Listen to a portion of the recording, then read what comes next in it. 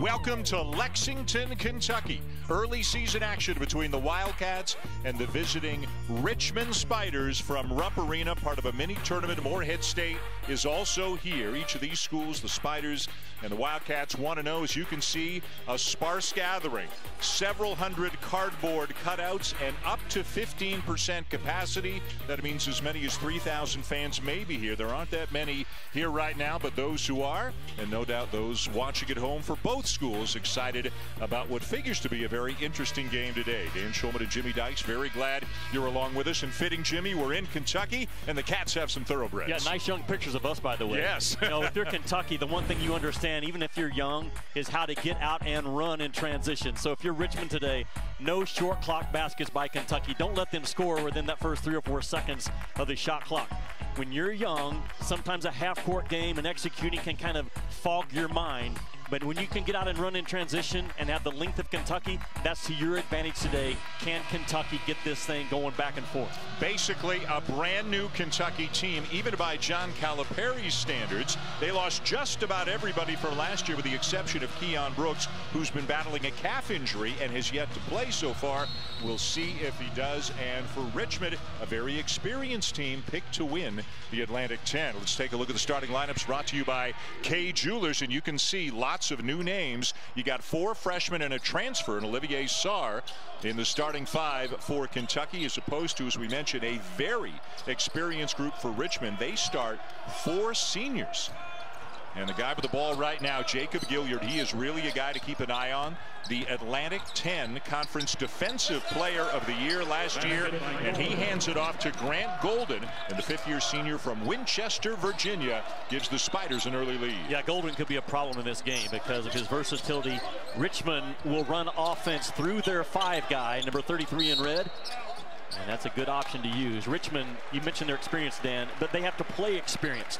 Play 1, play 2, play 3 to the final horn. You can see John Calipari. He's all fired up early. We were here at practice yesterday, safely distanced up in the second deck, and got a chance for a long-distance chat with Coach Cal. On the one hand, Jimmy, he loves these guys. He loves their compete level. But on the other hand, again, because they're very young, they've had some ups and downs. That guy's not young. Olivier Sarr, a senior, a transfer from Wake Forest, playing his last year here in Lexington. Well, one of the most sought-after transfers in the summer that Coach Cal brings into Lexington. Our guy Danny Manning in the studio today. Yep. Coach team at Wake Forest did a tremendous job at developing Sarr. A good look for Tyler Burton from beyond the arc, but he can't knock it down. That was Brandon Boston Jr. missing the shot, and then Sarr is fouled on the follow. Good job by Sarr to run down the pipe, the middle part of the floor, and put pressure on that Richmond big. So Sarr coming over from Wake Forest. Davion Mintz, a guy I know you think is very important. Yeah. He'll get a lot of time in the backcourt. He was a 2-year starter, 3-year player at Creighton. And Jacob Toppin, and yes, if that name sounds familiar, he is Obi's younger brother. Played a year at Rhode Island, got a waiver to play immediately in Lexington, so he's got 3 years of eligibility. To me, Mintz is their best on-ball defender that Kentucky has right now. And he is their best shooter. He can play the 1 or the 2. And Cal loves Davion Mintz. He transfers in. He's coming off the bench, but he accepts his role. And I think he's a huge piece for this young Kentucky team. Jimmy, tell us about the Richmond offense and the Princeton component to it. Well, that's what it is. Chris Mooney, going back to his Air Force days, has not changed offensively. He has changed defensively. But there's constant movement. Again, the 5 guy is the trigger guy, 33 in red. Got inside, and the putback is up and good for Nathan Kao, a 6'7" senior from Montreal who had a game-high 23 points in their win over Morehead State Friday night. He went 10 for 10 in that game, so he's now 11 for 11 on the season. And you can see early Richmond is going to test Kentucky's ability to defend the entire possession. They will make a lot of late clock baskets in this game that Kentucky cannot break down. It's as much a mental test as a physical one, isn't it? Absolutely it is. This is all new for this Kentucky team. Think about it. Cal doesn't have a guy today on scholarship to play with that has played in a Kentucky uniform until this year. That is crazy. Sarr drives right around Golden for the slam. That is a matchup problem in Chris Mooney's eyes right now. The quickness and the long first step and the bounce of Sarr causing problems for Grant Golden. He didn't score at all in the first half in their game on Wednesday against Morehead State. He's got the first 4 points here today against Richmond. And now a miss and a run out, and it is Boston slamming it home. Yeah, there's that short clock basket. They score within 3 seconds. You cannot turn it over. You cannot take bad shots against Kentucky, or they are off and running. He is the highest ranked of the 6 incoming recruits for the Wildcats. They got 6, all ranked in the top 61 of the ESPN 100. Boston is the highest ranked at number 7, and Nathan Kao couldn't miss if he tried right now. He's now 11 out of 11 in Rupp Arena in his career.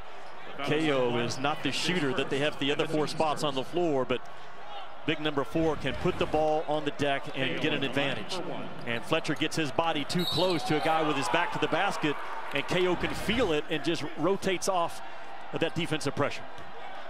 The Spiders picked to win the Atlantic 10, just ahead of St. Louis and Dayton. They look like, Jimmy, they would have gone to the NCAA tournament had the season finished out as planned last year. They appeared to be on the right side of the bubble before everything shut down. I think they were, and I think they're good enough to win a game, if not 2. And I know they're picked to win it this year. St. Louis, my gosh, you talk about grown men. They won last night against LSU. St. Louis, in my eyes, is the team in the A-10.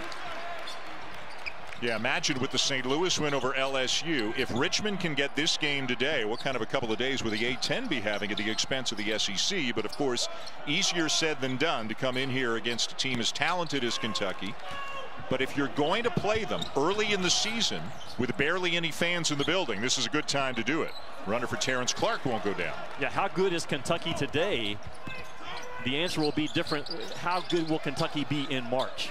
The ceiling for this team, Dan, you said it yesterday, my goodness, where they could end up. Yeah, they've got athletes, they've got length, they've got depth. They should be a great defensive team. Sarr with a turnaround, a little bit too strong. Isaiah Jackson not in the starting lineup today because of the tweaked ankle that he suffered on Wednesday, so Cameron Fletcher gets the start. We do expect Isaiah Jackson to play, though, after watching warm-ups. Burton from the elbow, and it rattles out. The rebound to Boston.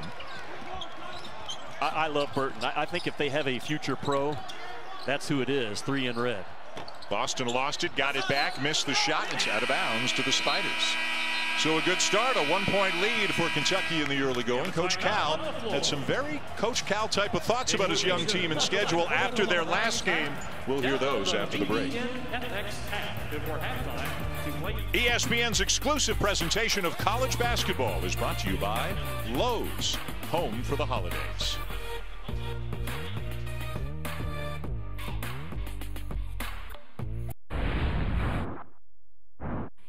I did these guys a disservice.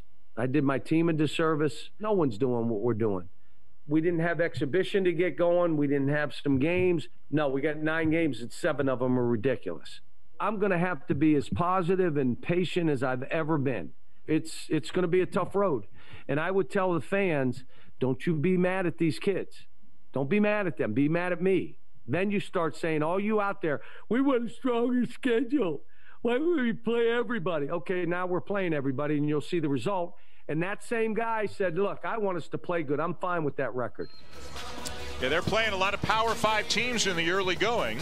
After this game, they play 5 Power 5 conference teams in a row. In Kansas, Georgia Tech, Notre Dame, UCLA, Louisville. They play Texas in the Big 12 SEC. And, of course, they play a rugged SEC schedule. Scheduling, Jimmy, is just so up in the air and different. All bets are off this year, basically. Well, it is, and that schedule is not as daunting now as it was a month ago. Right. When you look at the start of Georgia Tech, Notre Dame, UCLA struggled out of the gate. Louisville has injuries. But I talked with Cal after the press conference on Wednesday.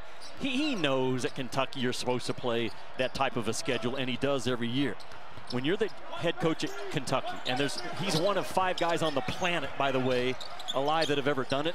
Until you've been in that spot, you just don't understand. And what John Calipari does as well as anyone, he keeps it off his guys. He puts it on him. He keeps the pressure on him. And by the way, he not only coaches his team, he coaches the entire Big Blue Nation about as well as any college basketball coach out there could. Yeah, he's about as well suited for this particular job as any human being you could ever imagine. Absolutely it is. And I was in his office a couple of weeks ago and saw this on the wall. Coach your team. And man, that's what he concentrates on. And He blocks out the noise. He doesn't get a rip what anyone else thinks. He knows how to build this program and how to build a young team because he does it year after year after year, and he keeps it off of his guys. Davion Mintz, the grad transfer from Creighton, number 10 in white, into the game for Kentucky. That three-pointer from Blake Francis, no good. He averaged almost 18 points per game last year. It's a very small backcourt for Richmond, and Gilliard at 5'9", Francis 6 foot, but they are both extremely talented guys. The issue is, will their size, or how much of a factor will their lack of size be against much bigger Kentucky guards? Well, if you're Kentucky in this ball game, you have to make Richmond score over your length the entire 40 minutes. And if you're Richmond defensively, you have to anticipate that Clarke and Boston at some point will be posting up those small guards and going to work. And that little guy right there, he thinks the game 3 plays ahead of anyone else. He's playing chess while everyone else is playing checkers. One of the great thieves in college basketball is zero in red. Yeah, led Division I in steals at better than 3 per game last year, and has had some games against SEC opponents in the past, Alabama, Vanderbilt last year, and put up very good numbers, both offensively and defensively, against that caliber of competition. The line that is used, Jimmy, in the program is he's got the green light defensively. Yes, if he thinks he can go get the ball, he can go get the ball. Nathan Cahill knocks down another jumper, and Richmond goes back on top. Cahill does have a miss today. He was rejected. I think it was Isaiah Jackson who got him a couple of times down the floor. So he's actually got 1 miss on the season right now. He is 13 for 14 from the field. And Sarr is doing some great work down low for Kentucky. How big was it for them to get that big guy as a transfer? Yeah, it was huge. And how big and how fast was the reverse step by Sarr to get him to the rim. That was beautiful footwork. KO turns it over. Here comes Mintz in transition. Askew off to Clarke. Little pass fake, scoop, and Jackson is fouled. Isaiah Jackson, a really interesting guy. Didn't practice at all yesterday because of an ankle tweak, but he's in there today. One more look at the move by Sarr. Yeah, Sarr, when he goes to that right leg, boom, right there, that is a big step that covers about 6 or 7 feet, but with quickness. And so far, Richmond has no answer for Olivier Sarr. Gilliard the foul, and Jackson at the line. This is a really special talent. You talk about a guy with incredible length. He's 6'10", can run the court as well as anybody. You don't have to call plays for him. Nope. He's a huge force at the defensive end, but he'll still get his at the offensive end. He's a freak athlete. If you think about this at 6'10", he's the fastest Kentucky player from baseline to the opposite free throw line. Out of all those guards, all those small guys, this dude's getting there first. He does things that you don't coach. Got the long strides, the long reach, tremendous shot blocker. They play off KO, who's not really a three-point shooter. Golden gets his man in the air and draws the foul. That'll be on Lance Ware, another one of the freshmen for Kentucky, 6'9", out of Camden, New Jersey, and a really talented player in Grant Golden. He can shoot it a little bit. He is a great passer, a 5th-year senior. And he and the point guard, Jacob Gilliard, are roommates. So you got the big 6'10" guy and the little 5'9" guy who are roommates and have been for a number of years. And they're so close, they apparently call each other's moms mom. That's how close they are. You know what else Grant Golden is at the free throw line? He looks exactly like the guy that checks me out at Natural Grocers or anytime I go buy coffee somewhere. Right? Like every time I buy coffee, he is the guy taking my order. Guy? Yeah. Would you like almond milk? You're right. Coconut milk? I mean, I'm telling you, he's everywhere. Except he's just a bigger version of that guy. A much better ball player. Knocks down both free throws, and the Spiders have tied it. First ever meeting between Richmond and Kentucky, and again, Richmond is good. We've had 4 ties, 5 lead changes already. The Spiders picked to win the Atlantic 10. They got a lot of votes in the AP Top 25 preseason poll. If you will, they are 32nd right now in the poll. This is a team to keep an eye on, a mid-major that figures to make a lot of noise this year. There's Clarke, the guard, posting up on that low block.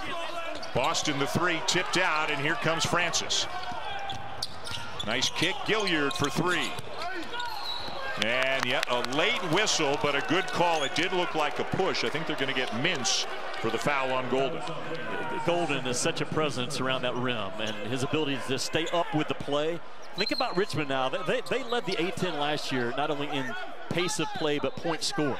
They want to rip and run, but when it's not there in this ball game, Dan, you and I were talking earlier, make this young Kentucky team guard 20, 25 seconds. Yeah, again, Chris Mooney, the head coach, played at Princeton under legendary coach Pete Carrill, graduated in 1994.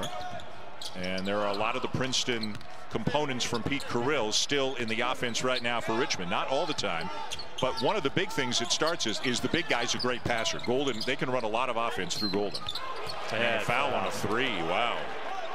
Bad foul by Mintz. An experienced guard should know better than to be jumping, lunging at a three-point shooter. There's Chris Mooney. Got a different style of mask from most of the coaches that we've seen in the early going this season. That's unique. I think he went through about 20 masks till he settled on that one. Not sure why. But boy, a heck of a coach out at Air Force for 1 year as the head coach before he got the Richmond job. What I like about Chris Mooney, a lot of things, by the way, he has been a matchup zone defensive guy his entire life. But then he figured out 2 years ago, this isn't working for us anymore. So they've gone to man-to-man. You know what? Last year, by the end of the year, they were the best defensive team in the A-10 in terms of points allowed per 100 possessions. So that's a guy that learns, adjusts. You're going to see some similarities to Virginia's defense in terms of the hard hedging today and packing it inside. Francis knocks down all 3 free throws. Chris Mooney, also a huge Philadelphia Phillies fan, who does a great Harry Kalas impersonation, as we found out yesterday at practice. Spiders by 3, 7.5 minutes in. Askew being guarded by Isaiah Wilson, who's checked into the game, a freshman from Pittsburgh. He'll back up both Gilliard and Francis in the backcourt. And another guy into the game for Richmond that I know you really like, a 6'4" junior from Helsinki, Finland, number 22, Andre Gustafsson. Yeah, he's a long athlete that needs to show up in this game today. Didn't play the first game because of an illness, not COVID related, but 22 in red is like a starter coming off the bench. What feet? Yeah. Good grief. Off the back of the iron and tipped into the hands of Gustafsson. And it's really difficult to double team a guy that can pivot that fast and that quick, keeping the ball high. It's almost impossible. And he's really been option number 1 so far today for the Cats offensively. The drive, but it won't go down for Tyler Burton. And back comes Kentucky 5-on-4. Burton caught behind the play. Terrence Clarke has it taken away. Gustafsson knocks it away, and here comes Francis. Francis trying to go coast to coast, too strong off the glass, and again he's down, and again it's 5-on-4 for Kentucky. Boston scoops it up and in. How about that? Yeah, he's wired to score. 6'7", 180. But he can just really twist and turn his body, make hard shots, kind of George Gervin-ish going back to the day.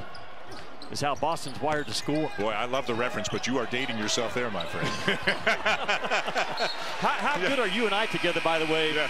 We go 22 years without working with one another. Yeah. We're just rolling. Like riding a bike. Last time we worked together, we didn't even get on the air. We'll tell that story a little bit later. Brandon Boston Jr. with a scoop. Kentucky down 1 to Richmond.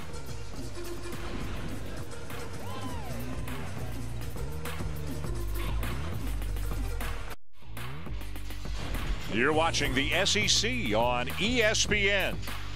Rupp Arena, Lexington, Kentucky. A couple of thousand fans here. Very limited seating allowed, up to 15% capacity in Kentucky, getting a battle as we expected they would from a very good and very experienced Richmond Spiders team. Jimmy noticed something very interesting as the two teams were warming up before the game. How Kentucky was warming up and what that might have told us about what they would try to do during the game. Yeah, if you're Richmond, you had to watch Kentucky warm up. But Brandon Boston and Clarke both went and warmed up with the bigs, sending a message that we're going to post you up today and use our length around the rim. I thought it was very interesting. Normally those guys are warming up with the guards, but they went guards one side, bigs on the other, and those two guys went right to the block and started warming up. If you're Richmond, you're watching the pregame warm-ups, and you go back to the locker room and say, Coach, what we thought is going to happen. Those guys are warming up on the block today. Gilliard to Golden, who misses a shot that he normally makes, and down with the weak side rebound is Cameron Fletcher, a freshman from St. Louis, and a guy who really caught your eye on Wednesday night. Fletcher's a dude that just comes in and plays hard. You know, he doesn't overthink the game right now, can defend that 2 through 5. Those are the kind of guys you win with. He's got some dog in him, and Kentucky needs that in their lineup. Boy, Boston, you got to be careful putting the ball down on the deck against these smaller Richmond guards out on the perimeter. They'll take it away from you. Nice little shake there by Boston, and an offensive foul is the call. Stepping in to take the charge, Tyler Burton. First on Boston. They've got Davion Mintz on the bench with 2, so they're down one of their guards right now. Kentucky's instincts are to drive that ball to the paint, and that's Boston's instincts, that's Clarke's instincts, that's Askew as well. But against a position defense like Richmond, you can only take up the slack so far. And if you're Kentucky in this ball game defensively, make them go through you and over you. You cannot overplay or you'll get back cut and layup all game long. So far, Kentucky has taken that away. Yep. Gilliard with a step back jumper that he left a little bit short, and the Cats looking for the lead as we near the midway point of the first half. Ball screen from Sarr. Askew lobs it up for Sarr. We got a foul down low going against Richmond. I think they got Burton using the body on Sarr.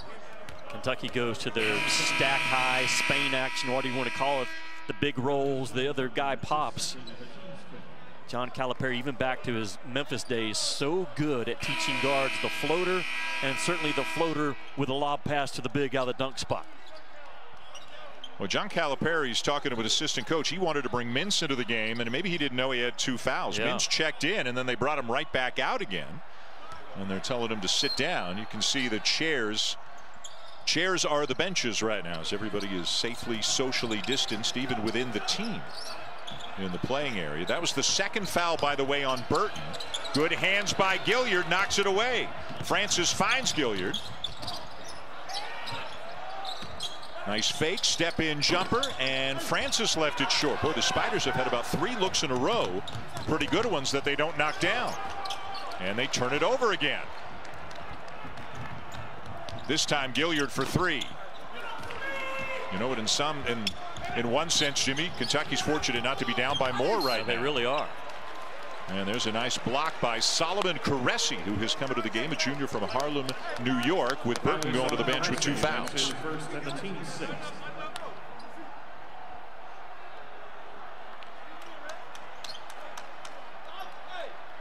Caresi, 6'9", got some length, and has played off the bench for the Spiders the last couple of years.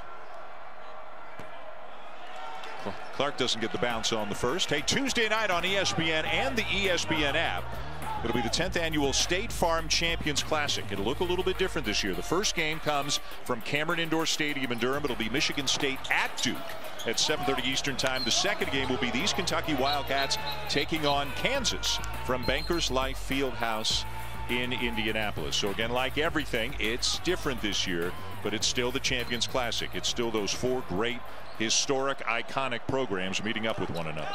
You'll get to work with a real pro that night. No, we've never finished our story about the last time you and I worked together, 22 years ago. Yeah, we think it was around 1998, and Jimmy and I were doing an Evansville at Bradley game. It was a noon start, which meant, as Sarr left it short, 11 in the morning locally, and it was about 1,000,000 degrees below 0.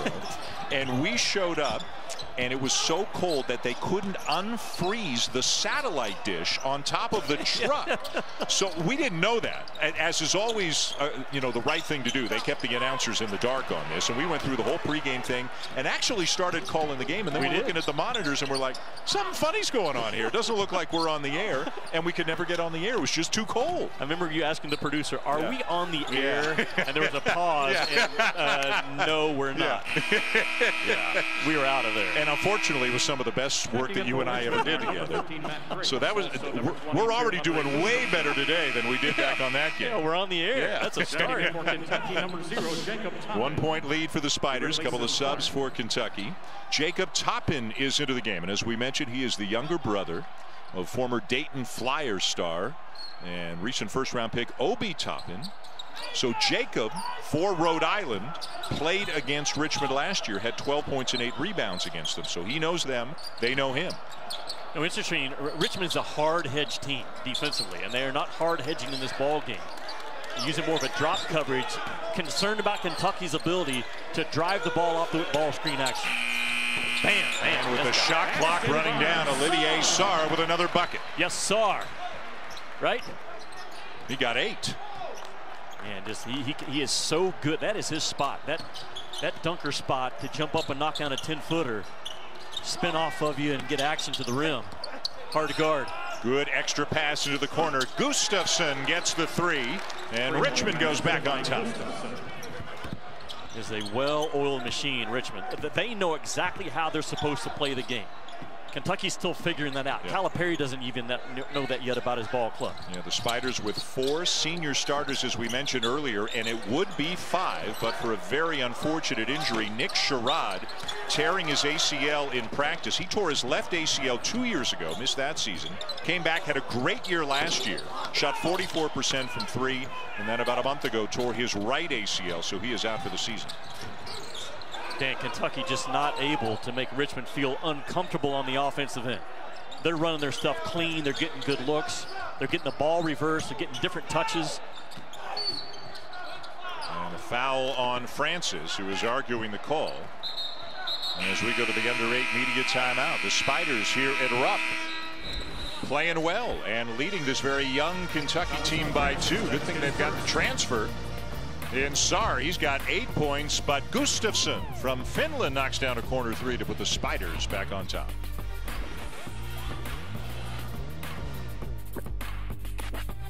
Hi, Dallin. Thank you. Well, upsets have been one of the themes, Jimmy, in the first few days. Lots of action, lots of games to start off college basketball season. San Francisco, the Dons beat Virginia by a point, and you and I, in our separate hotels last night, we talked about it today. We were both just riveted to the end of that Virginia Tech-Villanova game. Yeah, it was a crazy finish in terms of the baseline out of bounds under, and they got the call, and that's a really good Villanova team, but Baylor's a really good team. I still believe in Virginia. The best team by far right now is Gonzaga. I know it's early, and a lot of us tend to overreact on day 5. I'm not overreacting to Gonzaga. That's the real deal, and they have the best culture in college basketball. There's a lot of good ones out there, but if culture is all about what you believe, how you play, how you treat others, how you treat teammates, how you work, the value of winning and playing tough, and talent, Gonzaga has set the bar for the rest of college basketball. That's a pretty good combination. Absolutely, it is. Right there. They put 102 up on Kansas.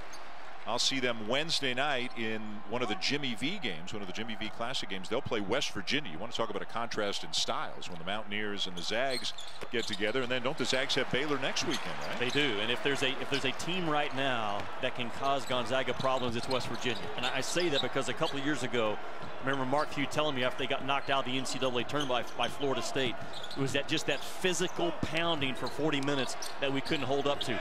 That's what's going to happen in that game with West Virginia.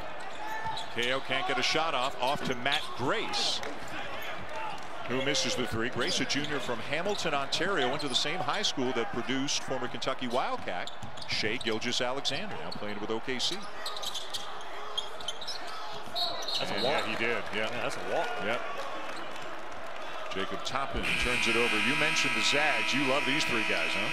I will say this. I think you could argue that Gonzaga has the best 3 players at their position in all of college ball. Is there a better point guard than Jalen Suggs? I don't think so. Is there a better post player than Timmy? A better wing than Kispert? I think you can make an argument they have the best 3 players at 3 different spots on the floor every single night.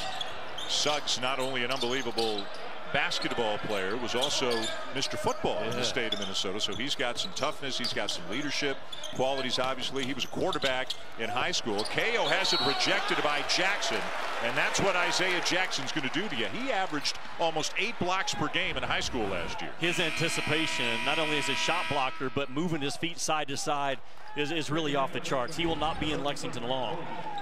And at 6'10", and his ability to just erase what looks like an automatic 2. He is special, and he can get it with both hands. 1-2-2 here from Richmond. Yeah, you got to watch Gilliard, and a foul is the call.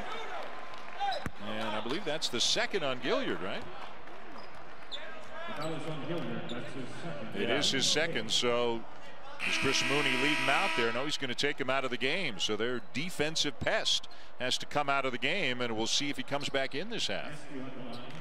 Well, if you're Kentucky and press offense, the last option for me is to throw it near Gilliard. You know what I'm saying? Yep. Like, his instincts are special.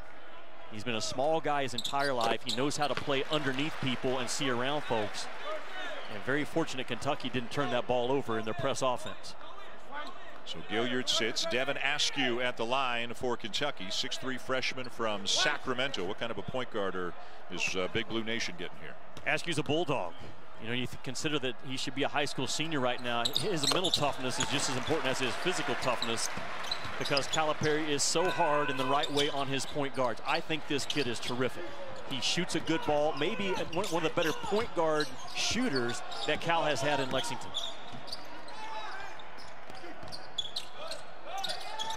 Golden to a cutting KO, and he banks it home. 2 more for KO, and he's got 9. Dan, you can't ball watch. If you're Kentucky today and you ball watch or you turn your back on the ball, you will get scored on every single time.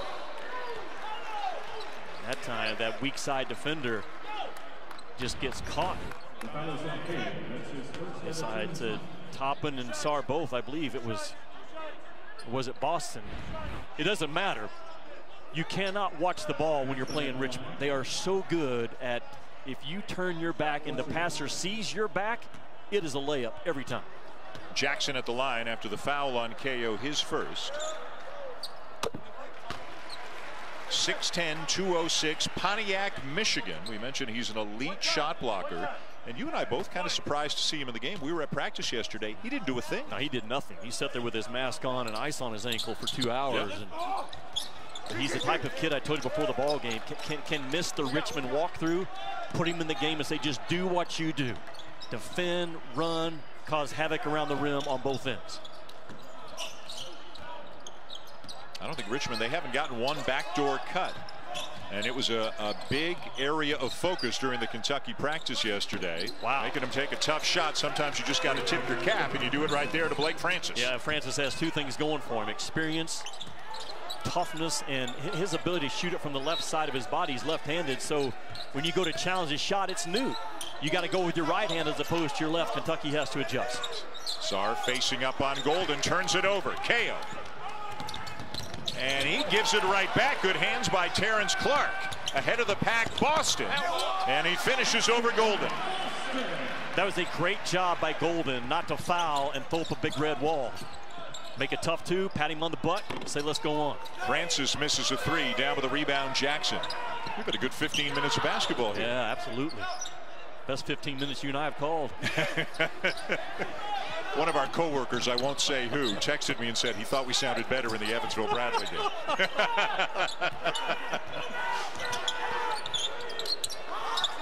Tough shot. Yeah. Hated that. A tough shot. If you're Richmond, you can live with it. Absolutely, yeah. You can.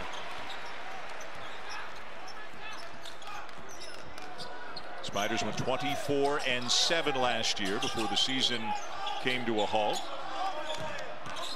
Chris Mooney's led them into the NCAA tournament a couple of times, 2010, 2011, got him to the Sweet 16 in 2011.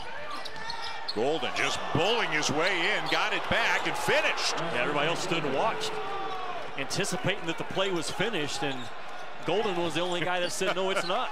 Is that what you call a straight line drive right there? Yeah, by a guy that serves coffee in the offseason. You know, it's one thing to keep an eye on with Kentucky. Incredible talent. No. That's because he made the last one, right? Yeah, this is not AAU ball. Yeah. That was a better decision right there, and his buddy Terrence Clarke jams it home. Clarke leads Kentucky so far when you go back and grade their practices and their first game in paint touches. His ability to get the ball to the blue part of the floor is special. There's the first backdoor feed. Golden to Gustafson. You have to make Richmond cut through your chest.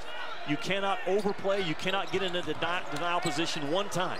If you do, they will make you pay. And John Calipari's message to his team at practice yesterday basically was, if you want to play tomorrow, don't let them go backdoor on you. Know that it's coming. Meanwhile, Sarr having a terrific first half for the Cats. That Chris Mooney asked you and I, he said, can Kentucky cover backdoor cuts?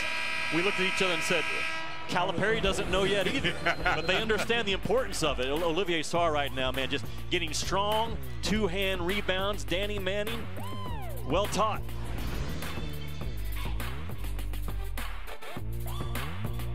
And Jimmy.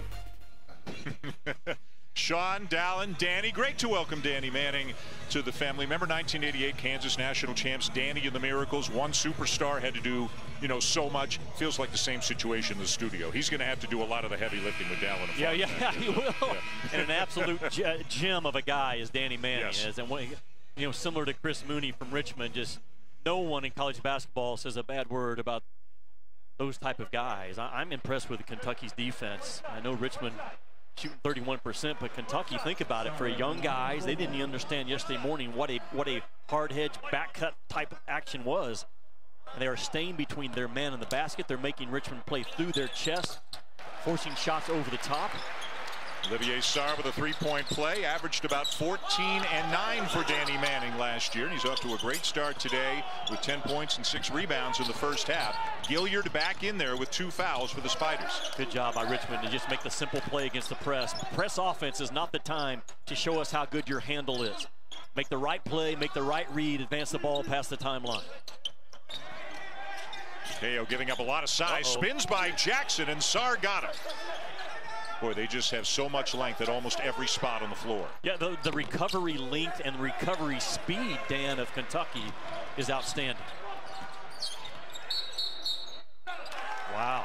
And away from the ball, we got an offensive foul going against the Cats. There's a lot of contact in that mid-post area in transition and conversion offense. And Sarr gets called for it, maybe the second guy at the push.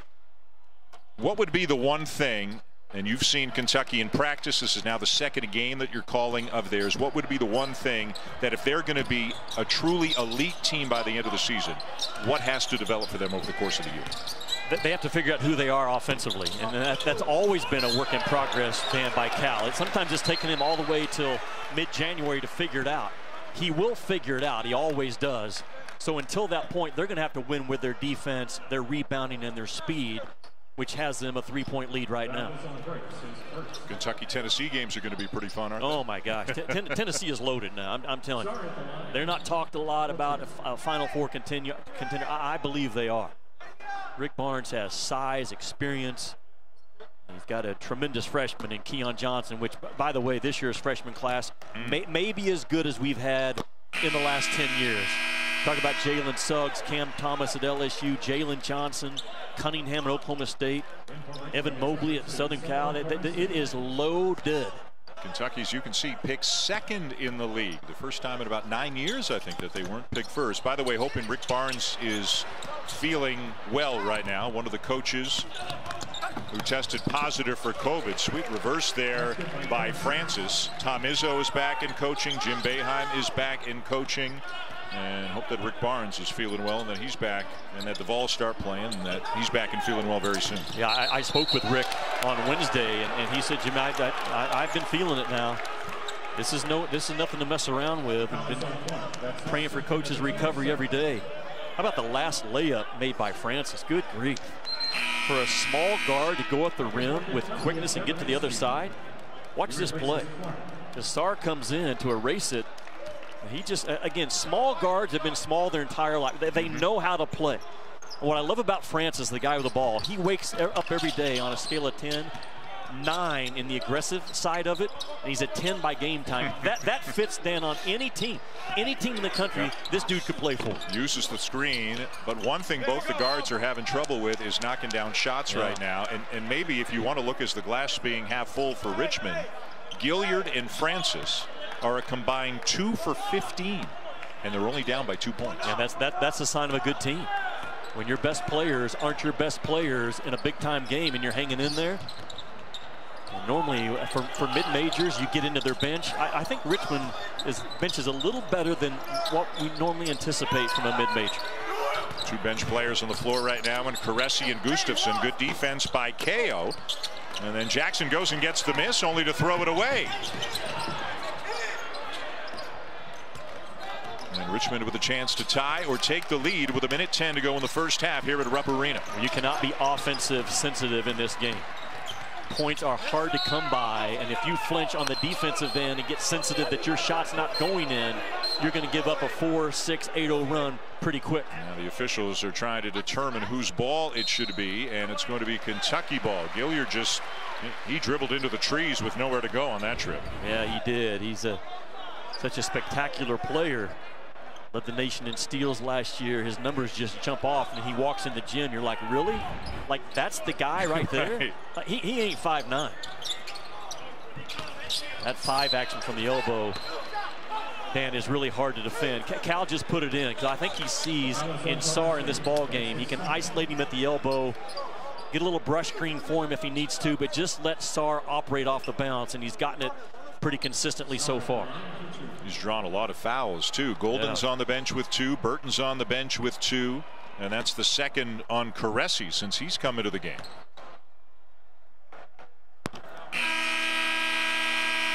Sarr finished up last year in the ACC. He had 30 and 17 against Notre Dame, and then followed that up with a 25-point game against Duke. Coming up later today on ESPN2, this should be a really good game. Number 17, Houston. Number 14, Texas Tech. That game from Dickies Arena in Fort Worth. 5 Eastern, 4 Central on ESPN2 and the ESPN app. Keep an eye on Georgetown transfer Mac McClung, who is now a Red Raider. He's off to a great start this year. Those 2 guys can coach the game as well as anybody we have. Kelvin Sampson and Chris Beard. If you're a high school guy and your phone rings and it's one of those 2 schools and you know that you're soft, just don't answer the call. Right, yeah. just don't waste anyone's time and answer the call and act like, Coach, I got this, because you don't.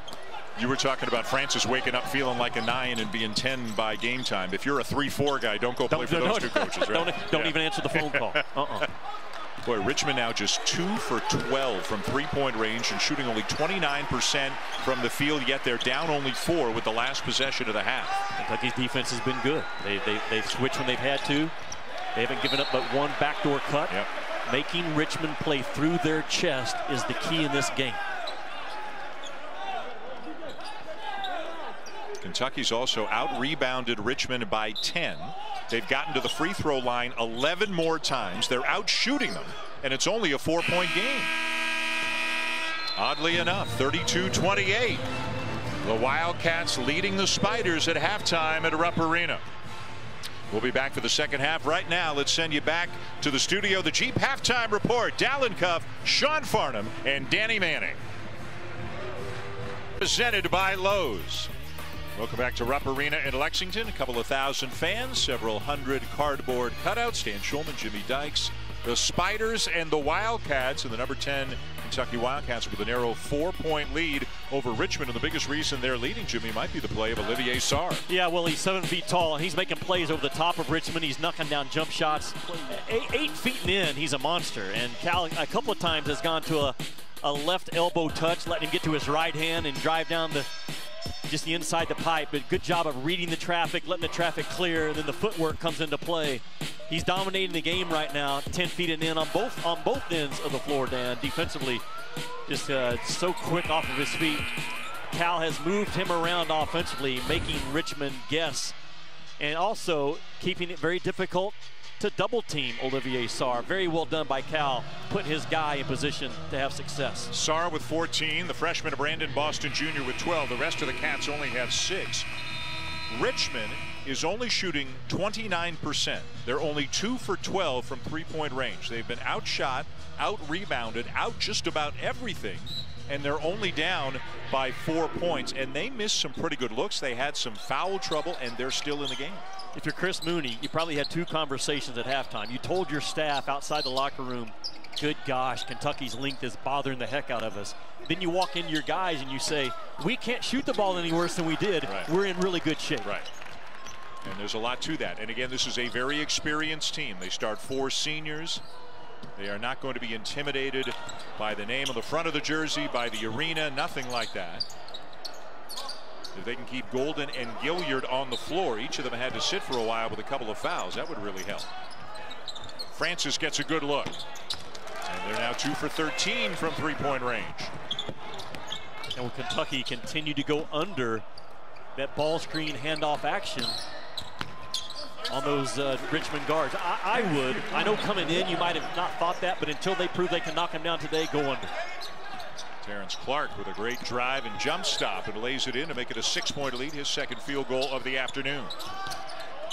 Golden with a handoff. Gilliard probing, gets inside and scoops it up and in. I told you in the first half, he's been small his whole life. He knows how to play underneath people, hesitate, change speeds, and very tricky finishes around the rim. And you're disputing even the 5'9"? You think he's... No, he's 5'7.5" at best. At best. But man, can this little dude play? Askew gets caught trailing right here and just never catches up. And look at the change of speed and directions a couple of times, and the acrobatic tough finish by Gilliard. At the line is Clarke. That foul is on Grant Golden, his third. He comes to the bench. That is a major loss this early in the second half. Because when the best offense for Richmond has been playing through Grant Golden, and now the hot yoga instructor has to take a seat. I'm getting lots of help on that. Billis has weighed in. Yeah. You're getting lots of help on Grant Golden's future. Yep. Matt Grace with the ball comes in for Golden, and Grace can do some good things. He's a good passer as well. And maybe their best shooter on the floor right now. Burton baseline. Left hand, yes. First bucket of the afternoon for Tyler Burton. He is really a talent. And a steal. Whoa, look at this. What a save. Gilliard. Ahead to Francis. What a play by Jacob Gilliard. What a save by Gilliard. You will not see a more creative save of a defensive play than what Gilliard just pulled off to his buddy. Well, I'll tell you this, you're going to see it again on SportsCenter today. Yeah, you will. Gilliard ahead to Burton. And a goaltending call. Count the bucket, and the Spiders have tied the game. Well, Chris Mooney has said our half-court offense isn't great right now, so we got to get out and start going a little bit. That save, to put that ball out in front of Francis with that type of save, that is unique, exceptional, and uncommon. And it's a 36-36 game, a 6-0 run right now for Richmond here early in the second half. And nearly another steal. But we talk a lot about Gilliard. You got to be careful around Francis as well. Yeah, those two guys, they really see the game one or two passes ahead, sometimes three. And they both have a green light defensively watching them live. And Chris Mooney's brought Grant Golden back into the game. He sat for just about a minute after picking up that third foul. And now Gilliard will pick up his third foul. And he is saying, Coach, do not take me out. That's what that motion was. That was directly at his coach. Do not take me out of this game. Well, Gilliard and Golden are best buddies. You talked about it earlier. And I think Chris Mooney has belief that his guys now as seniors understand how to play minutes with foul trouble. If you're Calipari, you go right back at Gilliard driving the basketball with either Boston or Clarke, no matter who he's matched up on.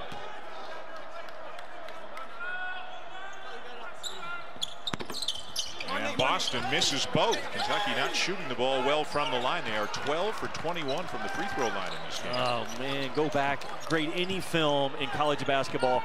Make your layups, make your free throws, you win the game. Every time. Good look, Gilliard. Boy, and the Richmond bench, or the chairs as it is today, all the players who are not in the game right now for the Spiders were upstanding before that shot got to the rim. They thought that one was going down and that the Spiders would have the lead.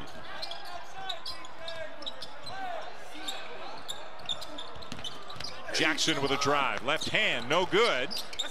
And it's out of bounds, still Kentucky ball. Did you see Jackson fight for that thing after the miss? A lot of young guys would drive it, miss the shot, get their dauber down and give up on the play. He misses the shot, Dan, and comes right back into the fight.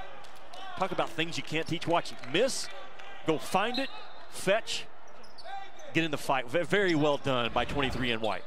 Golden back to the bench for Richmond. Grace back in as they near the under-16 media timeout. Another bucket waiting to happen right here. Oh, Sarr called for the travel. And what Chris Mooney's doing now, he's bringing Grace in on defense and putting Golden back in on offense. Yeah, that's a good call. Now, those two guys complement each other well at that 5 spot. Again, Richmond with an opportunity to take the lead. Burton for three. Got it. Future pro. I'm telling you, if Richmond has one, it's that guy right there. It reminds me a little bit in terms of his body of Michael Porter Jr. if he was about a couple of inches taller. But that guy is going to be a player.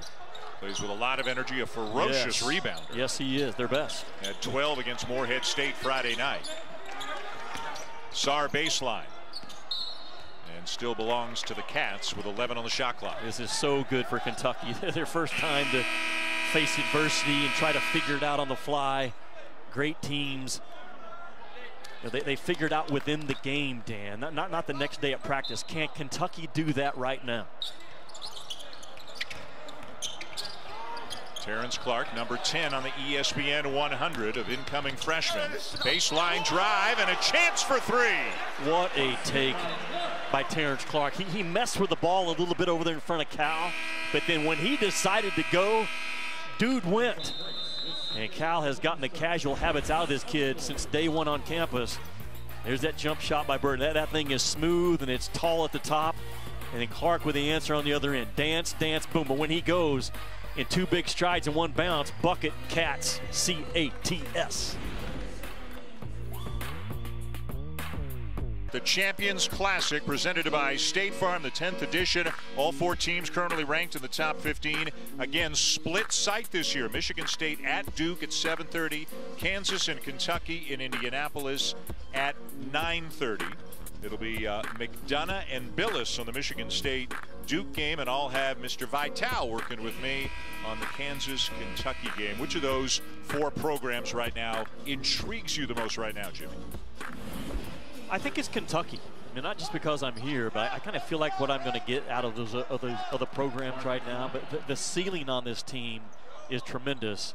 You asked me earlier, what questions does Kentucky have to answer? It's on the offensive end. They're going to be fine defensively. But who do they go to when they need a basket in a tough game? We may see that develop in the remaining 15:45. Watch that Michigan State-Notre Dame game yesterday. Michigan State at one point went on a 26-0 run against the Irish. It's obviously a very different-looking Spartans team. No Cassius Winston, no Xavier Tillman. But Joshua Langford is back. Aaron Henry looks like he's going to be better and better. Rocket Watts, a huge key for Michigan State this year. Yeah, that point guard spot for Michigan State is something to keep an eye on. You mentioned it for the ball game. We were talking that when the Foster Lawyer goes in, teams go right at him now. They try to punish that guy on that defensive end of the ball, and something to keep an eye on. Sarr gives it up, gets it back from Askew. 12-footer from the baseline won't go down. Weak side rebound. Boston has it taken away, gets it back and finishes. Yeah, so some guys fight and some guys don't. And this guy fights. I like the short roll by Olivier Sarr to that short corner, but Boston's a guy that knows how to play on the big stage in meaningful ball games. He's a fighter and a very talented fighter as well. 6'7", really at a two-guard spot. Clarke is also on the wing. He's 6'7". Jackson at 6'10", Sarr at 7 feet, and Ko says, I don't care a bit, I'm putting it in. I'm not sure Ko has made a basket in Rupp going to his left. Everything is to his right. And as good as Jackson is, the youth showed that time. You have to get over and force him back to his left where your help defense is coming from, or this cat will continue to chew you up.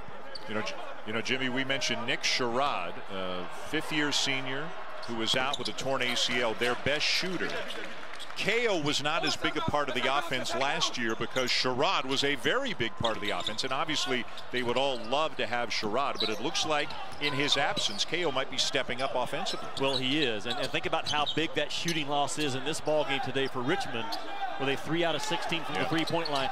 Nick Sherrod was their best shooter and their best leader and their best voice. That was a huge loss to what I think is a top 25 team. Terrence Clarke called for the travel. Kentucky, meanwhile, they haven't taken many, but they haven't made a single three today. They are 0 for 5 from three-point range. I had that conversation with Cal last week. He said, Jimmy, you've seen my team to win before when we're 0 for 15 from the three-point line. We may be looking at one of those today. And for people just tuning in or people who may not know that much about the Spiders, if Richmond gets a win here today, yeah, it's an upset, but it is not a monumental upset. Again, this program picked to win the Atlantic 10. They start 4 seniors. This is a good, experienced, smart basketball team as Burton steps in and takes a charge. Really good job by Burton to sprint ahead and get ahead of the play, get the feet set. I mean, that's just an automatic. Those are plays you can get away with in high school, but not at this level.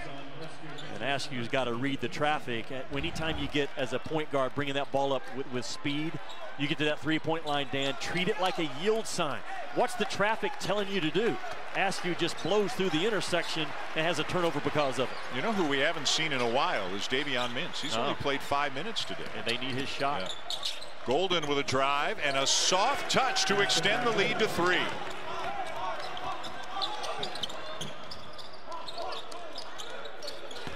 Now Sarr going right at him at the other end with a jump hook. Too strong. Got it back. Staying with it. Can't finish again, but the tip is up and good for Jackson. He's going to get his fair share of those this year. Yeah, he is. Again, just go make a play. When you're that long and you're always the first guy off the floor and your second jump is the first guy off the floor, you'll have some double-doubles. Francis, two-man game with Golden. Gustafson open. Golden won't get the bounce this time, and now the Cats come back looking to take the lead.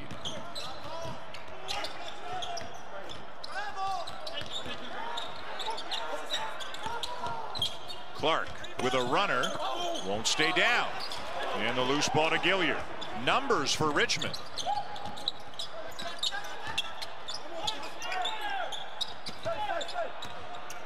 Francis. Offensive rebound, Golden. Boy, for Richmond, put him in a clock right now. And Burton with the air ball. That was not putting Kentucky on clock defensively. Yeah. Burton bailed him out, but Burton guarded Richmond that time. And now the Kentucky fans, and again, only about a couple of thousand people here due to capacity limits, but they're trying to help this young team out, trying to make some noise. There's a small group of Richmond family here, and honestly, they're making more noise than the Kentucky fans at times today. They are. We need to note it is a sellout, right? Yeah. Every ticket available is gone. Yeah. Nice cut. Wow. Yeah. Golden to Gustafson.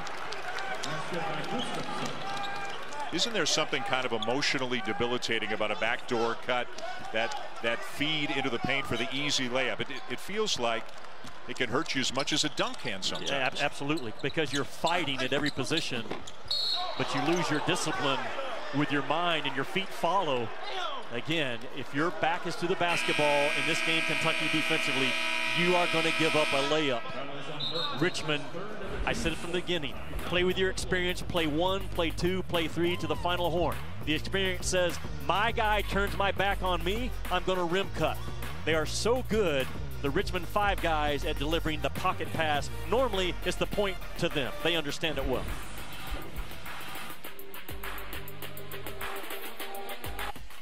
You're watching the SEC on ESPN. Hope everybody is out there staying as safe as they can be. Holiday time just past Thanksgiving. Christmas not that far away. And again, a very small crowd here at Rupp Arena. 15% capacity at most. Jacob Gilliard and Blake Francis, two talented senior guards, but neither one shooting the ball well at all today. 4 for 22 from the field, a combined 1 for 13 from three-point range, yet Richmond has the lead, Jimmy.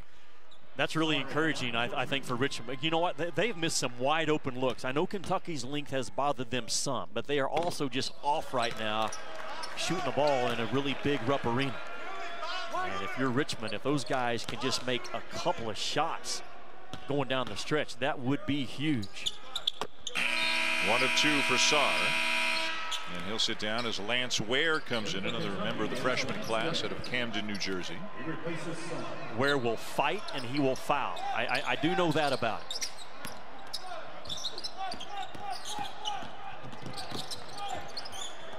Mintz into the game again, has played sparingly. The grad transfer from Creighton. Only got 5 minutes in the first half, and this is the first time we've seen him here in the second half. Kentucky has not made a three in this game, and Mintz is the guy in the game right now, needs to deliver. Boy, nothing fancy about that. Ko just getting some work done. That's just big boy basketball. Yep. Just back yourself into the power spot on the floor, get your feet underneath your shoulders so you can explode. Very well done. You know, one thing that you hear about him based on last year is he means a lot more to the team than his numbers suggest. Well, his numbers are off to a great start so far this year, and now Francis is limping a little bit.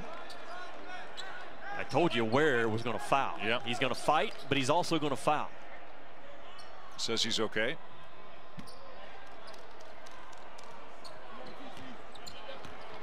Well, a small lineup right now for the Spiders, even by their standards. Gustafson at 6'4" is at the 3, and they've got Grayson instead of Golden at the 5 spot. But they just keep doing what they do, right? Yeah, they're really moving that ball. Now the third side of the floor. Francis buries one, and the lead grows to 7. I would take a timeout. Kentucky they look lost right now. Adversity has now punched them right in the nose with 10:37 to go. And how will they respond? Cal's going to learn a lot about his guys coming out of this timeout right now. A lot of young kids for Kentucky, and they are getting their first dose of a really experienced, quality team in Richmond. The Spiders doing their thing and leading here at Rupp.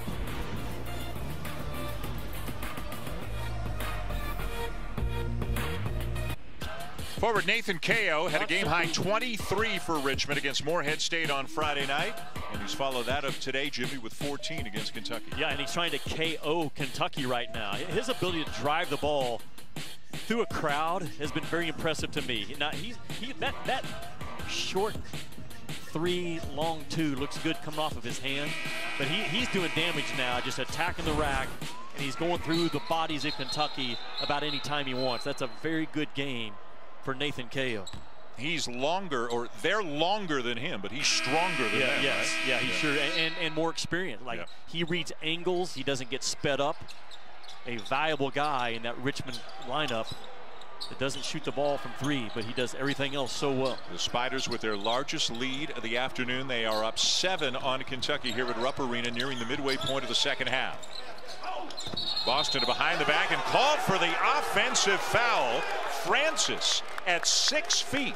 Defending Boston at 6'7" and didn't give up an inch. But you can't shake him. Yeah. You cannot shake Francis.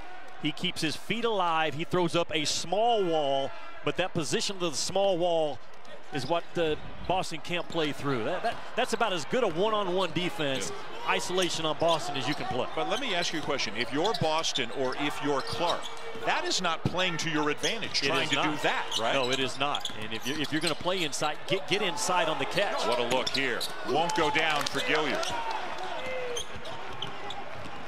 I think we have seen one of the wings for Kentucky take one of the small guards for Richmond into the post once today. Now here, Clarke step back, and that's a better move. Kept the ball away from him and got the shot off effortlessly. When you're 6'7", Dan, being guarded by a 6-footer or a 5'9" guy, your first bounce has to go past that guy. It can't be beside yourself and stay stuck in one spot. If so, that's advantage small guy. Gilliard to Ko, somehow found him in another bucket for Nathan Ko. I don't think he's fumbled the ball in 2 games in Rupp. He's got terrific hands, like suction cup hands. He is 17 for 21, 39 points in 2 games here in Lexington. Sarr open from 16. Ko the rebound.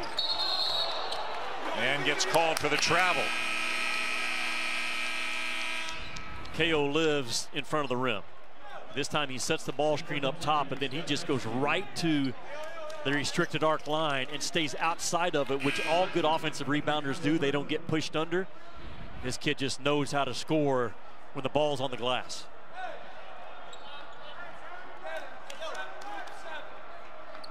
.20 on the clock. Kentucky ball. Clarke to inbound for the Cats. Clarke for 3. And Kentucky still without a made 3-pointer in this game.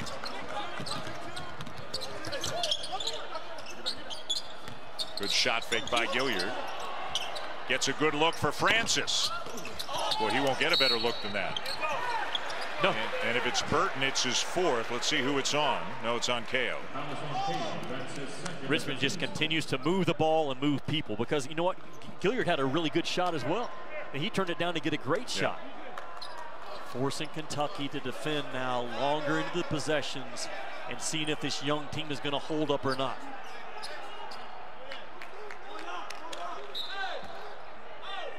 And if you're John Calipari, you knew this would be a tough game. Given both the experience, the intelligence, the style, everything that the Spiders bring. You got to get Sarr a touch, don't you? Every possession right now, make something good happen off that touch. He's got a team-high 15 for Kentucky, but he wasn't looking, and guess who picked his pocket in Gilliard? Boy, he's something. His instincts, Dan, right there were terrific. And normally, Cal has been putting Sarr on the left block. That time he puts him on the right block, not sure where he was going to drive, even if he caught it.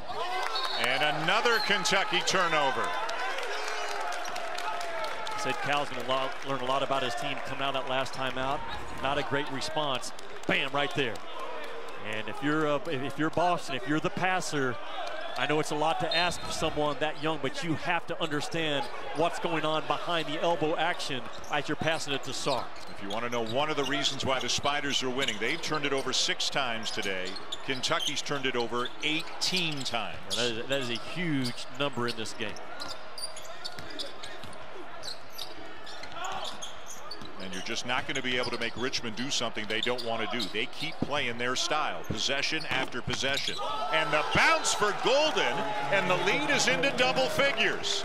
They are taking the ball, Richmond, the team in red, anywhere they want to take it, anytime they want to take it. And a push from behind. Golden is called for a foul, which will be his 4th, but that's about the only thing that's gone wrong in recent minutes for the visitors from Richmond. The Spiders are up a dozen.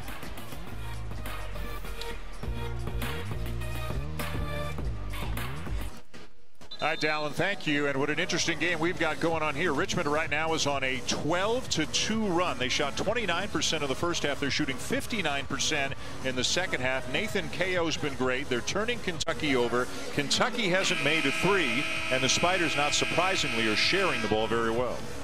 You know, I go back to Chris Mooney 2 years ago, he was a matchup zone guy his entire life. He played it, he coached it all the way through Air Force, and then realizing 2 years ago, I've got to go with man-to-man. And they are good man-to-man. Like I said, that at the end of last year, the best defensive team in the A-10, and they're showing their chops tonight. Why?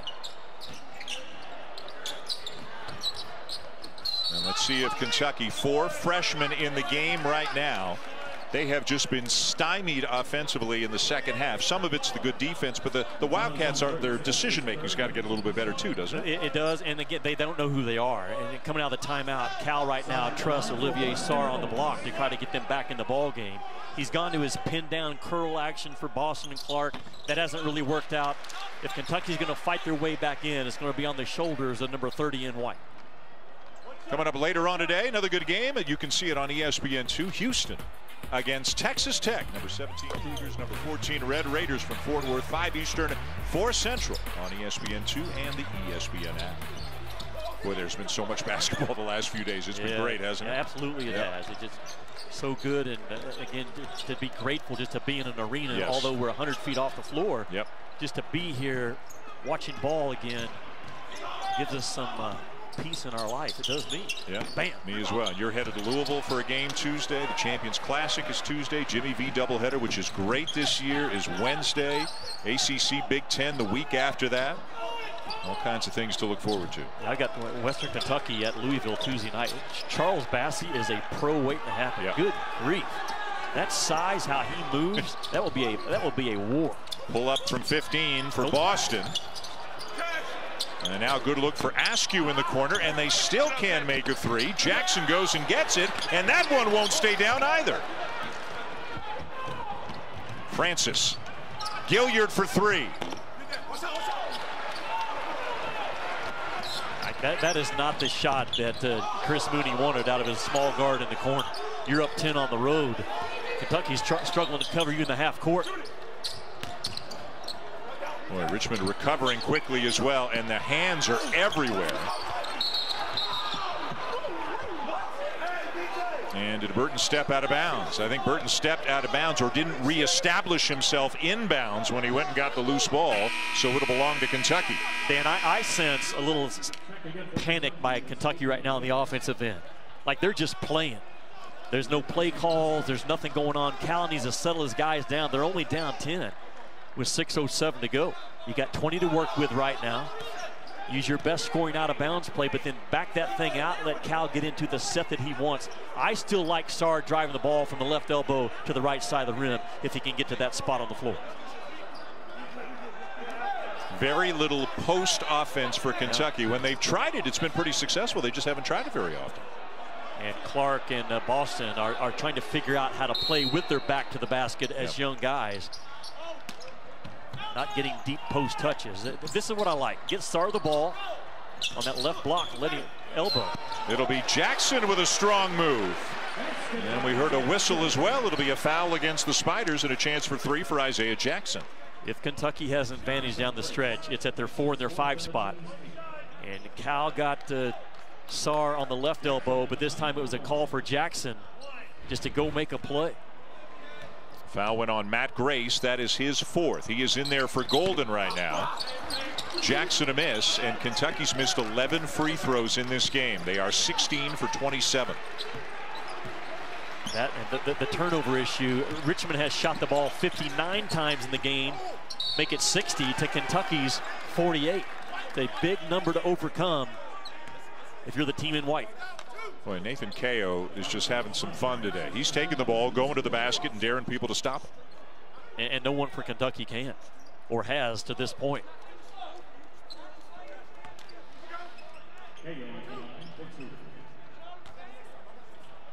And old wins in college basketball, especially this year with the practice situations and the short season.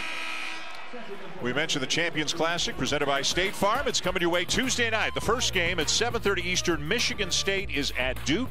And then at 9:30 from Indianapolis, it'll be Kansas and Kentucky. So, you know, say the Wildcats lose this game, John Calipari's got to teach them some things. He's got to scold them a little bit, and then he's got to worry about the Jayhawks in a hurry. Yeah, you got to get up there and interesting. Cal telling us that he would prefer to fly in on the day of the game this year and then fly right back. Not sure he can do that for that one because of the weather expected here in Kentucky.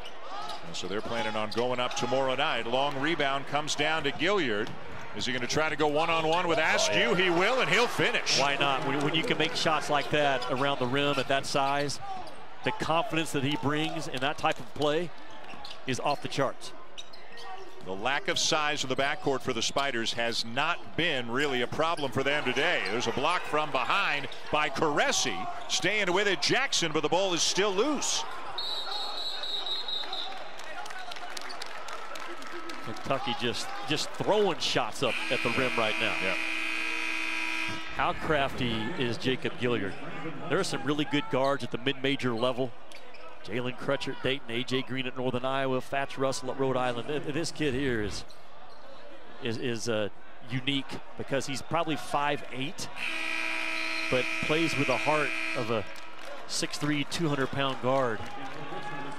He's only 3 for 12, 6 points, but he's got 4 rebounds, 4 assists, 3 steals. He has impacted the game in a number of ways. And a great voice. I mean, a great voice yesterday in practice. Touching people, talking to people.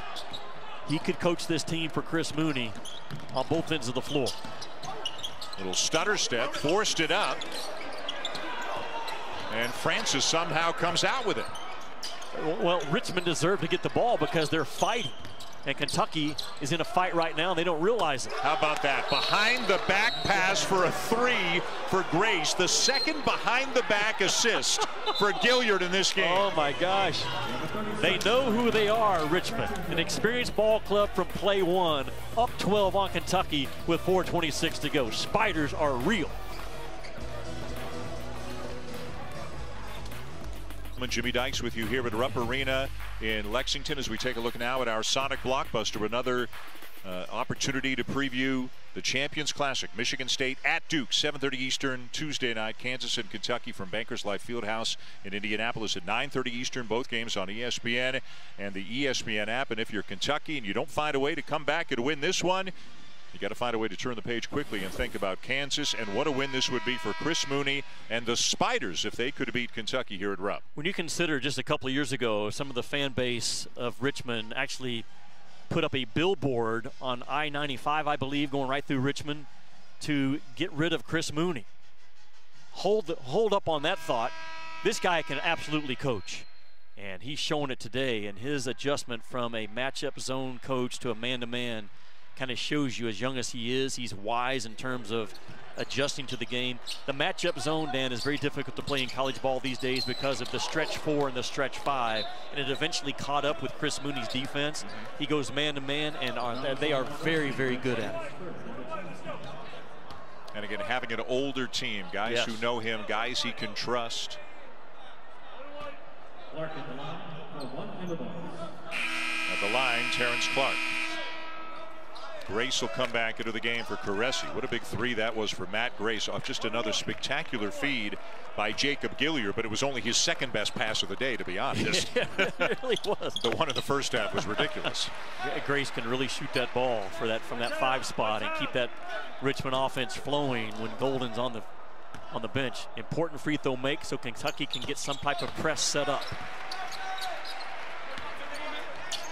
3 players have done almost all the scoring for Kentucky today. Sarr, Boston, and Clarke. They have combined for 44 of the 52 Kentucky points. Jackson's got 6, Askew's got 2, and that's it. That was a 1-pass press by Kentucky. Richmond waved one pass. Kentucky called the press off. KO no, and down with the rebound, Jackson.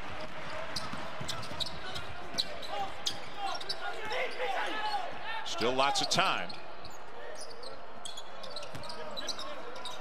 Well, you'd like to see Clarke get the ball. He was begging for it down there. Yeah, Askew's got to take it to him. Yep. One more pass, and Clark's on the block with the ball. Because now coming out and doing this, that's not as effective a move as trying to post up the 6-footer down on the block. You can see Cal is trying to figure out right now on the fly where's his best offense. I still think the ball's got to go through Sarr.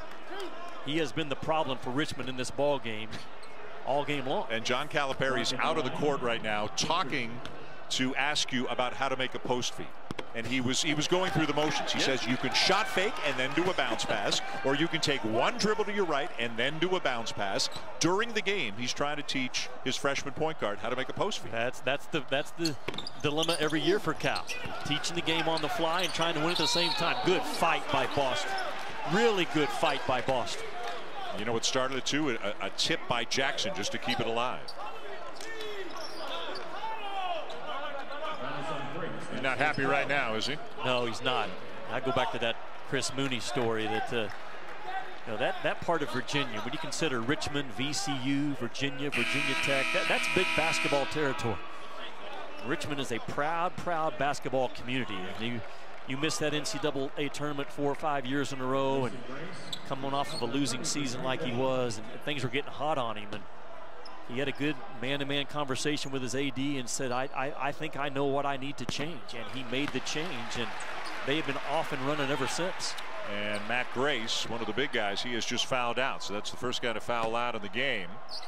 And Golden is back in, but he's got 4. There's still 3.5 minutes to go, and Kentucky's got it into single digits. It was a 1-pass press last time by Kentucky. Will Kentucky stay in it longer this time, trying to create a turnover? There's the 1 pass. They pull it off.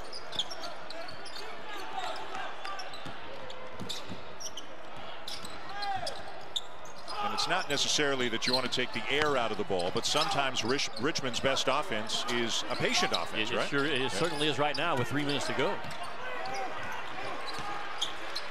Down to 6 inside Burton, and they're going to count the basket. How good is Grant Golden actually being the point guard at 6'11" up top? That was a very difficult pass. It had to have perfect timing to find Burton right there on the side of the rim. A beautiful cut by Burton. Great vision by Golden. That gets it back to 11 inside 3 minutes to go. Caresse back in for Golden as he goes to the bench on defense again. Trying to keep him in the game on the offensive end. Nice crossover by Boston. Challenged, follows, and I think Sarr was there to tip it in. Here's the pressure. Get it. Had a chance. KO trying to take him. Offensive foul. That is a tough call to go against Richmond.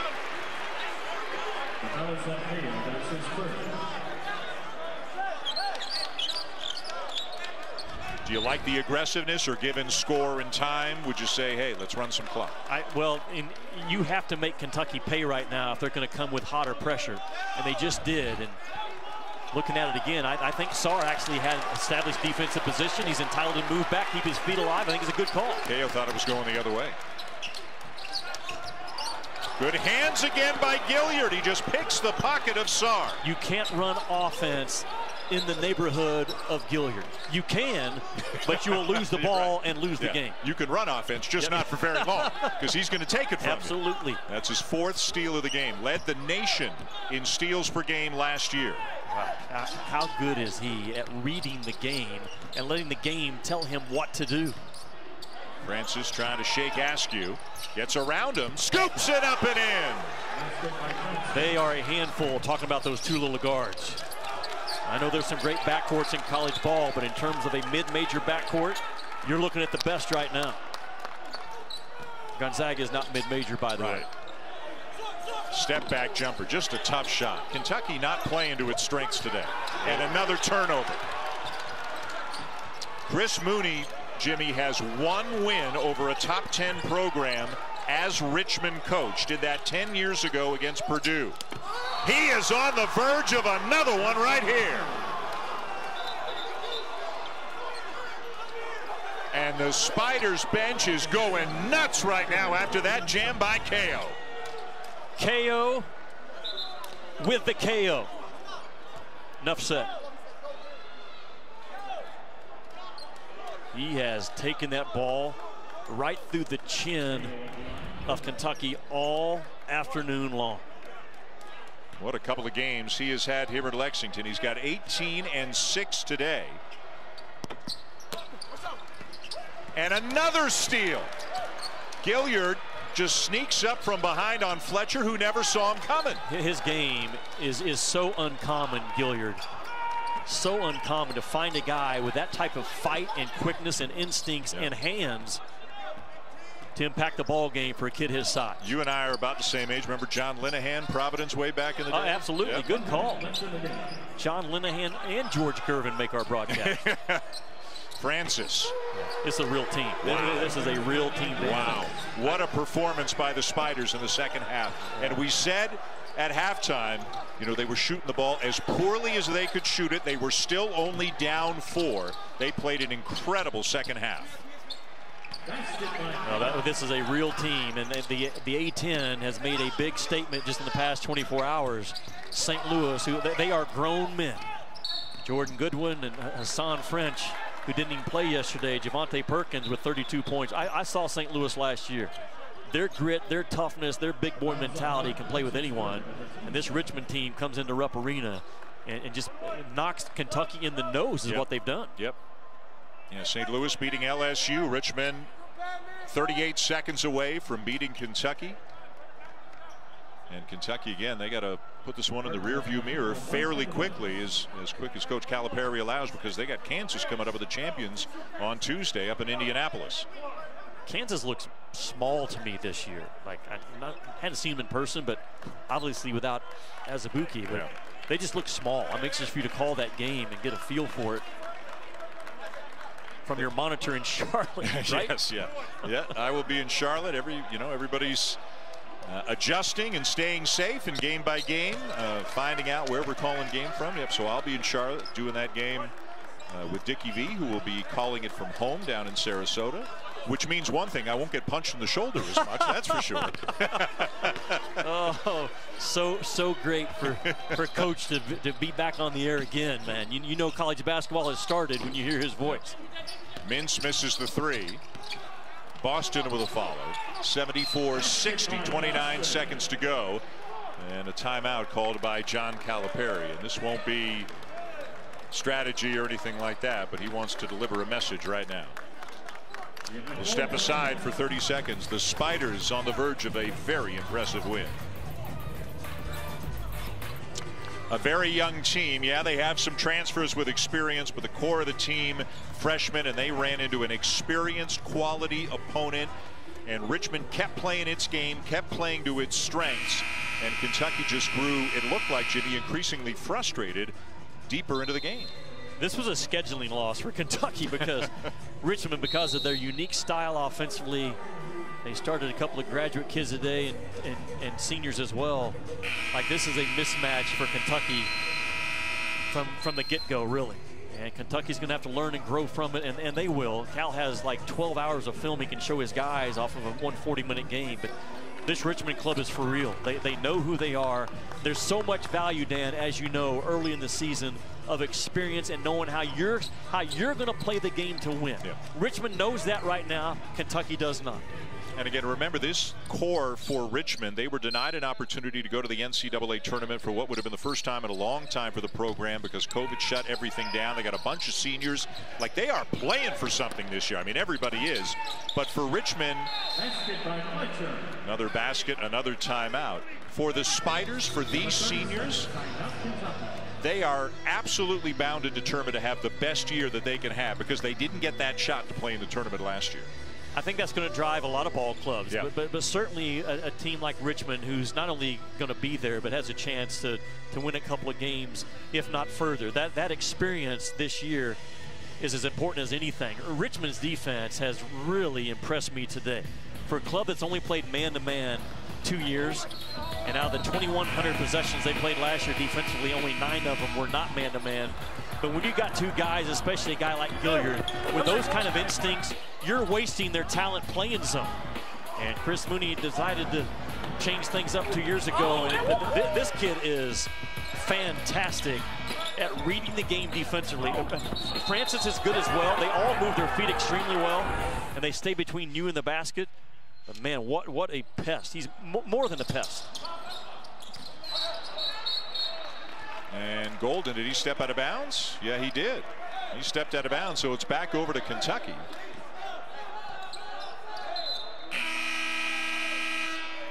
I love how Golden plays a game with a joy and a spirit about him and a voice for a big guy, yeah. 6'11", 255. He loves playing ball, man. I love that dude right there. He just plays such an interesting style of game for a five-man. Yes. So much of their offense runs through him. Clarke, that shot was blocked. Burton got a piece of it, but laying it in is Fletcher. And Kentucky keeps putting the ball in the basket, but they are still down by 10, just 15 seconds to go. And obviously what John Calipari's doing here is he's saying, okay, guys, pretend it's 4, pretend it's 6. Sure. Like, let's learn something here that can maybe help us later on. Yeah, because they may be in that spot against Kansas in a couple of days. You cannot waste any opportunity, any head coach right now. You try to cover everything. There's so many things you forget to cover your first game or two. I guarantee you Virginia Tech learned last night about how to get the ball in bounds when you have to get it in, right? Yeah, that was a crazy ending. And then give the Hokies a lot of credit for righting the ship and winning the game in overtime. I hope it's not another 22 years before you and I get to work together. I know. Can't hint. It's not you, it's me. At least we got on the air this time. But yeah, our boss is watching. He's been texting us, so maybe he'll give us another shot at some point this year. Yeah. Couple of free throws for Golden, and he'll sit down again. I would love to call the Richmond-St. Louis game this year. Would you? Absolutely. Absolutely. And they play twice this year. It doesn't always happen in the A-10, but you talk about two teams to keep your eye on come March. Remember Richmond and remember St. Louis out of the A-10. Boston misses a corner three. Burton down with the rebound, and that is going to do it. What a nice win for the Richmond Spiders. They come into Lexington, and they beat the youthful Cats 76-64. A great trip for a few days. They beat Morehead State a few days ago, but this is going to be a win to remember and a sign for the rest of the Atlantic 10, not that they didn't already know it, that the Spiders are going to be a handful this year. Dan, Were they the older team? Yes. Were they the better team? Yes, they were. That's not just a system. He's got dudes that can play the game with anyone out there. And Chris Mooney's got to be very pleased with his guys that come in here in these conditions and take on a Kentucky team with all that talent in old wins in college basketball. The final score from Lexington, Richmond 76, Kentucky 64. For Jimmy Dykes, I'm Dan Schulman saying thanks for watching and so long from Rupp Arena here at Lexington. Coming up next, Championship Drive, Who's In? Presented by Allstate.